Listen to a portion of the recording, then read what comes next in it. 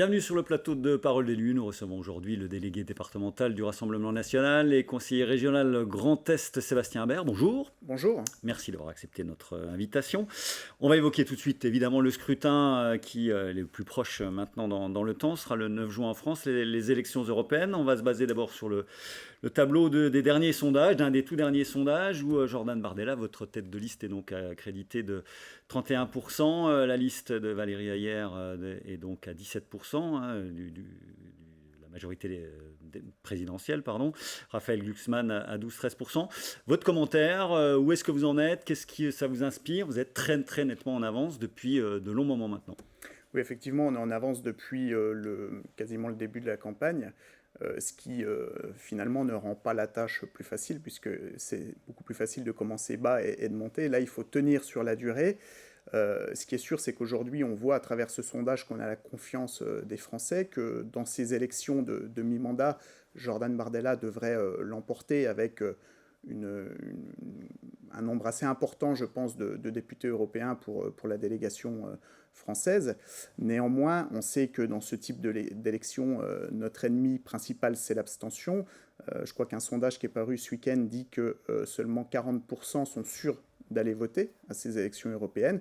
Ça veut dire qu'il faut encore aller chercher chez les abstentionnistes, qu'il faut continuer de convaincre. C'est ce que nous faisons, nous, pour mobiliser notre camp à l'échelle départementale. On l'a fait avec, en plus de nos réunions habituelles, 3 réunions de proximité avec des cadres nationaux et à destination de nos cadres locaux, de nos militants, des sympathisants, mais aussi... Et vous ne parlez que d'Europe lors de ces réunions Alors, c'est des réunions essentiellement qui portent sur l'Union européenne. Les premières, on a fait de la pédagogie où on transmettait notamment des PowerPoint sur le fonctionnement de l'Europe, de l'Union européenne, sur ce que nous, on a proposé, sur le fonctionnement, sur ce qu'on veut améliorer, sur notre programme. On a présenté tout ça de manière à vraiment sensibiliser. Donc le RN est devenu un parti pro-européen, on peut dire ça aujourd'hui, alors que c'est tout le paradoxe, hein. Vous êtes aujourd'hui largement en tête, on sait qu'il y a quand même plus qu'une défiance sur le fonctionnement actuel de l'Union européenne. Est-ce que vous vous présentez clairement aujourd'hui comme un parti pro-européen? On va discuter de la façon dont vous entendez mener cette Europe, mais en tous les cas, pour vous, plus de Frexit, plus de sorties possibles aujourd'hui? Écoutez, par rapport à il y a 10 ans en arrière, notre discours a évolué pour une raison simple, c'est que nos courants d'idées dans les différents pays européens ont progressé partout. C'est qu'aujourd'hui, nos alliés arrivent au gouvernement dans un certain nombre de pays. C'était le cas en Italie avec Matteo Salvini, par exemple. Et donc, plutôt que tout casser, on préfère changer les choses de l'intérieur. On a des choses dans l'Union européenne qui nous conviennent. C'est le cas par exemple d'Erasmus, c'est le cas par exemple de la mutualisation des moyens de la protection civile, c'est le cas des alliances dans le cadre de l'industrie, du développement économique. On a de gros enjeux qui vont arriver avec l'intelligence artificielle. Je pense qu'il faut qu'on puisse mettre en place des choses à l'échelle européenne pour être efficace. Sur de la coopération, aujourd'hui, clairement, le Rassemblement national plaide pour ça. Une Europe à minima pour une coopération entre États, loin de tout fédéralisme, évidemment. En tous les cas, c'est une évidence pour vous. Est-ce que dans le monde dans lequel on vit, avec ces guerres qui sont quand même aux frontières, qui sont tout près de chez nous, est-ce qu'il est raisonnable de penser que la souveraineté nationale de tel ou tel État peut nous permettre de vivre correctement ? Oui, je pense que le respect des souverainetés, c'est le respect des peuples, le respect des identités aussi de chacun, et qu'on ne peut pas confier le pouvoir de nos États à des gens qui ne sont pas élus, puisque en réalité, qui gouverne l'Union européenne, c'est la Commission européenne, c'est Ursula von der Leyen, et qui d'ailleurs en a profité à chaque fois qu'il y a eu des crises pour s'octroyer des compétences qui sont des compétences des États. On l'a vu avec la crise Covid lorsque elle s'est octroyée la compétence santé, on l'a vu avec la crise des migrants où derrière il y a un pacte asile et migration qui a été mis en place à l'échelle européenne pour relocaliser les migrants dans nos villages. Donc ça, c'est effectivement des aberrations. Nous, on pense que effectivement chaque État doit pouvoir rester souverain, et je pense que c'est l'objectif d'un certain nombre d'entre eux. On ne peut pas aller vers une Europe fédéraliste, voire même encore plus loin, puisque je crois que l'objectif d'Emmanuel Macron, c'était que l'Europe devienne quasiment un État unique, et ça serait... on serait noyé dans la mondialisation, et notre identité prendrait un coup. Alors, vous parlez d'identité, vous êtes au sein du groupe Identité au sein de l'Union européenne, avec des voix très discordantes. Hein. On a vu que Marine Le Pen avait pris ses distances par rapport à d'autres partis d'extrême droite sur d'autres pays. Comment est-ce qu'on peut faire une union, même à minima, avec des gens qui tiennent des discours très différents, notamment sur l'immigration? Alors, ce n'est pas des gens qui tiennent des discours différents. C'est-à-dire que chacun regarde aussi les intérêts de son propre pays. Les intérêts de l'Italie ne sont pas forcément les mêmes intérêts que les intérêts de la France. Donc, à un moment donné, on ne peut pas tout mutualiser. Je pense que on s'entend sur un certain nombre de sujets. C'est ça aussi l'objectif, c'est de s'entendre sur les sujets principaux. Je crois que sur la question migratoire, on est tout à fait en phase. Ce qu'on ne souhaite pas que Frontex, notamment, soit dévoyé et transformé, comme c'est le cas aujourd'hui, en agence d'accueil pour migrants. Nous, ce qu'on souhaite, c'est que Frontex revienne à son rôle initial de protection des portes d'entrée de l'Europe avec de vrais gardes-frontières. C'est aussi pour ça qu'on a aujourd'hui chez nous Fabrice Leggeri, ancien directeur de Frontex, qui nous a rejoint, parce qu'il a vu aussi de l'intérieur la métamorphose de Frontex sous la pression de la Commission européenne. Il faut vraiment que Frontex retrouve son rôle initial. Alors, Jordan Bardella, donc votre tête de liste, il y a une petite musique qui monte, ça ne vous surprend pas que je vous pose la question. Et si le RN avait davantage de chance, là j'en reviens au panorama national en vue des présidentielles 2027, et si le RN avait intérêt à propulser Jordan Bardella plutôt que Marine Le Pen, qui, de l'avis de beaucoup, hein, a touché son plafond de verre à plusieurs reprises, et peut-être même que la simple évocation de son nom est un frein à l'accès au pouvoir. Qu'est-ce que vous dites, vous, le délégué départemental vosgien, par rapport à ça? Moi, je dis que c'est un binôme complémentaire, qu'on a besoin et à la fois de l'expérience de Marine Le Pen, qui est une expérience aussi de candidate à l'élection présidentielle, qui aujourd'hui travaille en tant que présidente de groupe à l'Assemblée nationale, travaille le programme, le projet du Rassemblement national, et en parallèle, Jordan Bardella, qui lui a transformé le Rassemblement national en véritable machine, aussi à gagner les élections. Je pense que les deux sont complémentaires. Oui, mais il n'en faudra qu'un en 2027. Les opposer, mais je crois que... Pour vous, c'est clair, ce sera Marine Le Pen, quoi qu'il en soit. Pour les prochaines élections présidentielles, c'est évidemment un ticket avec Marine Le Pen, président de la République, et Jordan Bardella, Premier ministre, comme ça a pu être annoncé déjà depuis quelques semaines. Et vous n'avez pas l'impression que le Premier ministre potentiel aurait envie d'intervertir les rôles, ou en tous les cas d'être calife à la place du calife? Non, je ne le pense pas. Il a une très grande relation de confiance avec Marine Le Pen, il le dit assez souvent, et donc il prend sa fonction aussi avec humilité. Jordan Bardella, qu'on avait rencontré lors de la foire de Poussey, qui avait sorti une vieille antienne du RN en disant clairement, hein, l'immigration d'aujourd'hui, c'est la délinquance de demain. C'est une phrase qui peut choquer. Est-ce que vous en êtes conscient? Et qu'est-ce qu'elle veut dire finalement? C'est quand même un procès d'intention. C'est-à-dire que juger quelqu'un qui vient sur notre territoire et dire demain vous serez le délinquant de chez nous, c'est violent. Écoutez, si on remet la phrase dans le contexte, c'était au moment où on a relocaliser des migrants de Lampedusa à plein fin, sous les mensonges de M. Darmanin, qui avait dit qu'il n'y aurait pas de relocalisation de migrants en France. Et évidemment, sur les mineurs... on n'a pas constaté d'augmentation de la délinquance à plein fin, que je sache. Hein. Alors, sur les mineurs isolés, moi, je vais vous dire très clairement, on a des statistiques du parquet de Paris qui nous disent, par exemple, qu'en 2020, 30% des cambriolages et 32% des vols avec violence sont le fait de mineurs non accompagnés, 40% la même année... du moins ces mineurs non accompagnés représentaient 40% de la délinquance à Bordeaux, en 2020 également. Donc quand on a des statistiques comme ça parlantes, on ne peut pas nier le lien qui existe entre immigration et insécurité. On ne va pas faire de guerre de statistiques, mais moi j'ai un peu recherché le CEPI, Centre d'études, perspectives et d'information internationale, qui fait un peu référence, s'est appuyé sur des études internationales sur plusieurs décennies et conclut, je cite, l'absence d'impact de l'immigration sur la délinquance.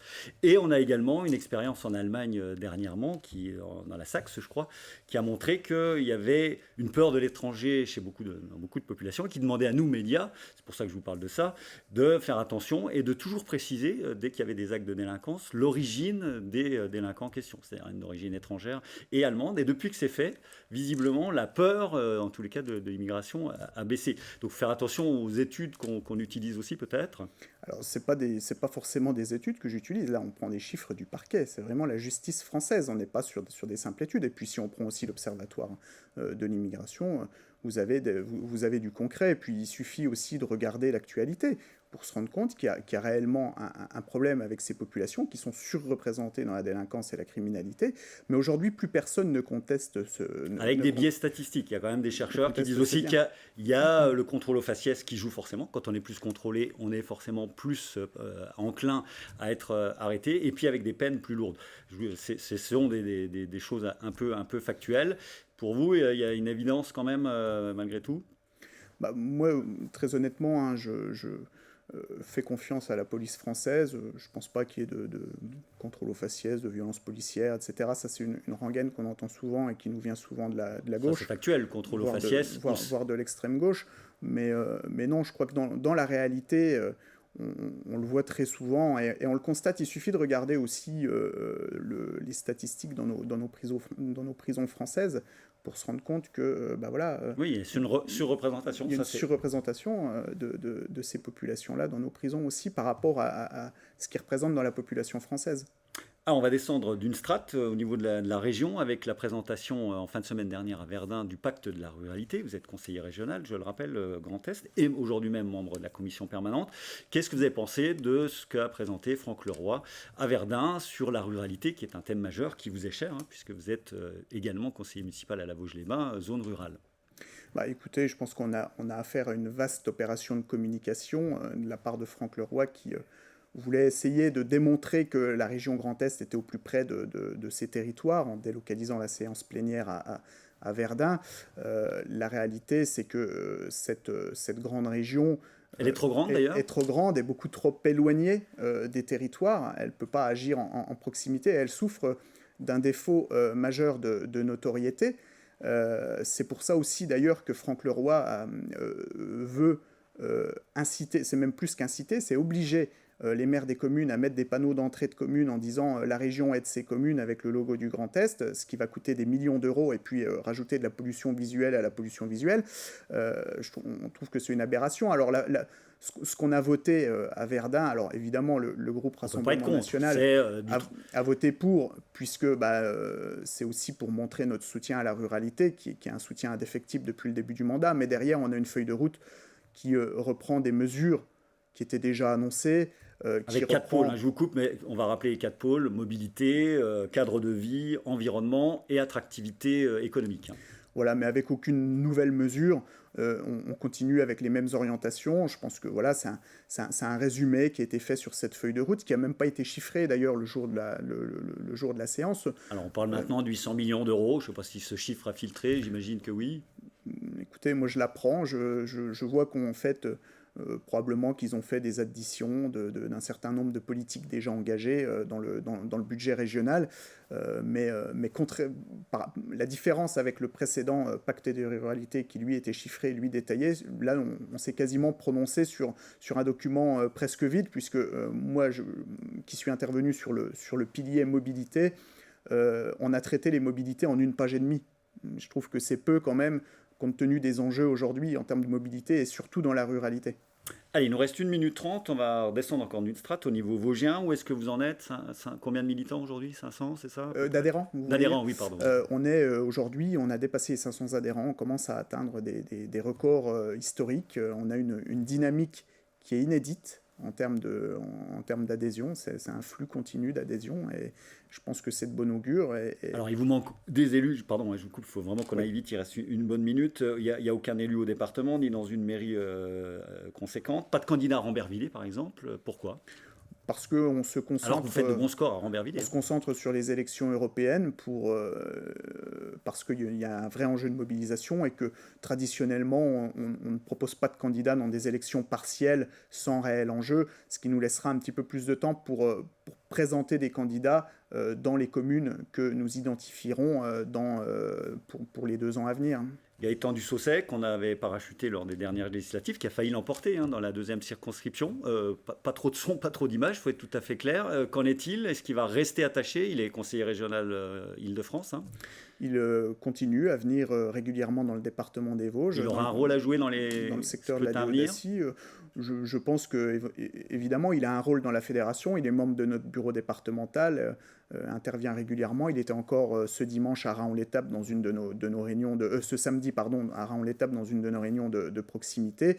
Et il continue à s'impliquer aux côtés de Geoffrey Mouret sur le secteur de Saint-Dié, puisque même un bilan de mi-mandat a été présenté il y a quelques mois en arrière sur Saint-Dié, où Geoffrey Mouret et Gaëtan Dussaucet avaient travaillé sur un document qui a été distribué aux Déodaciens. Donc on pourrait le revoir aux législatives et pas forcément sur une municipale, en clair? Je pense que, bon, bah, après, vous aurez l'occasion de lui poser la question, je pense, en direct, mais évidemment qu'il va continuer à s'impliquer fortement sur la circonscription. Pour finir, votre avenir personnel, vous, on sait que vous êtes attaché à cette commune de La Vosges-les-Bains, vous serez candidat, j'imagine, au municipal. Bah, écoutez, c'est peut-être encore un petit peu tôt pour le dire. Ce qui est sûr, c'est que je continue à faire un travail assez conséquent avec mon groupe et qu'on va amplifier ce travail dans les 2 années à venir en multipliant cette fois nos propositions à travers des amendements, à travers des motions, à travers des questions écrites, des questions orales. On va vraiment densifier notre travail à l'approche de ces élections. Sébastien Habert, délégué départemental du Rassemblement national, était notre invité. Merci à vous d'être venu sur ce plateau. On se retrouve la semaine prochaine avec un format un petit peu particulier. On va recevoir alternativement les 2 têtes de liste des municipales à Rambervillers dont on parlait il y a quelques instants, à savoir Claude Bourdon et Jean-Claude Quinet. Très bonne semaine à toutes et à tous. À très bientôt.